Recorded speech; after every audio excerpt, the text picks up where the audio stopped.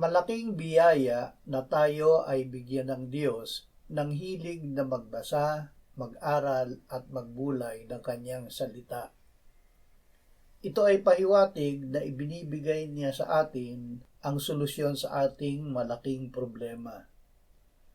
Ito ay problema din ni Apostol Pablo na isiniwalat niya ng kanyang sabihin, "Ang pagnanais ng mabuti ay nasa akin, subalit hindi ko iyon magawa. Sapagkat ang mabuti na aking nais ay hindi ko ginagawa, ngunit ang masama na hindi ko nais ay aking ginagawa."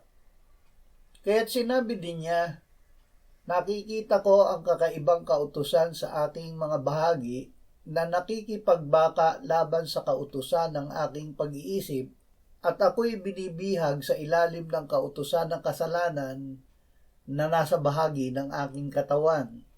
Kahabag-habag na tao ako." Ngunit nakita niya ang solusyon ng Diyos sa kanyang problema.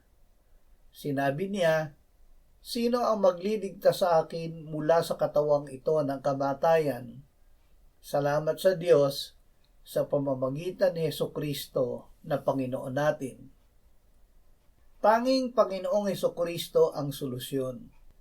Hindi natin kayang lutasin ang problema gamit ang sariling kakayahan.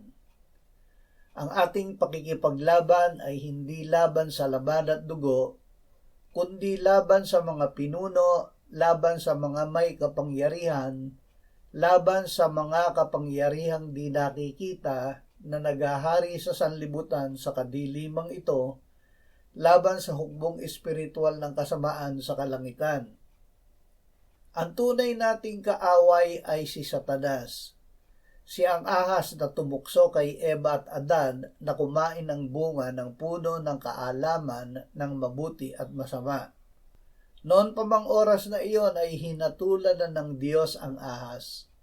"Maglalagay ako sa iyo at sa babae ng pagkapuot sa isa't isa, at sa iyong binhi at sa kanyang binhi.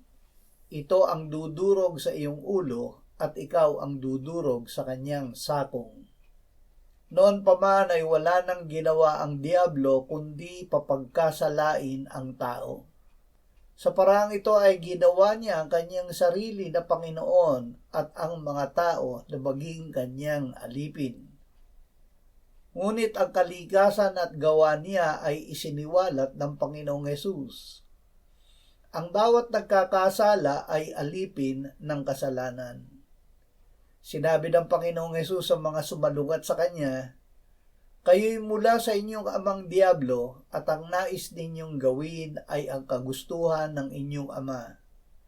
Siya'y isang mamamatay tao buhat pa sa simula at hindi naninindigan sa katotohanan, sapagkat walang katotohanan sa kanya. Kapag siya ay nagsasalita ng kasinungalingan, siya ay nagsasalita ayon sa kanyang sariling likas, sapagkat siya ay isang sinungaling at ama ng kasinungalingan." Ang Panginoong Hesus ang tanging solusyon upang tayo ay lumaya sa kasalanan. Sinabi niya, "Kung kayo'y mananatili sa aking salita, tunay ngang kayo'y mga alagad ko. At inyong malalaman ang katotohanan at ang katotohanan ang magpapalaya sa inyo." Tayo ay binibigyan ng Diyos ng pagkagutom at pagkauhaw sa salita ni Kristo upang tayo ay sumampalataya at sa gayon ay maligtas. Nahayag ang anak ng Diyos upang wasakin ang mga gawa ng diablo. Tapat ang salita at nararapat tanggapin ng lubos na si Kristo Jesus ay pumarito sa sanlibutan upang iligtas ang mga makasalanan. Ang sumampalataya at tumanggap kay Kristo ay binigyan ng Diyos ng karapatan na maging mga anak ng Diyos na ipinanganak hindi sa dugo o sa kalooban ng laman o sa kalooban ng tao, kundi ng Diyos. Dinurog ni Jesus ang ulo ng diablo noong siya ay ipako at mamatay sa krus.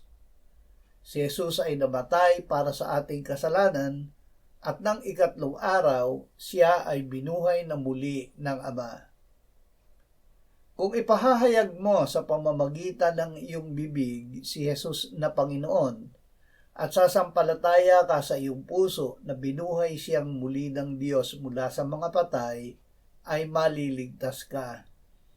Sapagat sa puso ang tao'y nananampalataya, kaya't itinuturing na ganap, at sa pamamagitan ng bibig ay nagpapahayag kaya't naliligtas. Sapagkat sinasabi ng kasulatan, ang bawat sumasampalataya sa Kanya ay hindi malalagay sa kahihiyan. Hindi mo ang sasalay lumaya.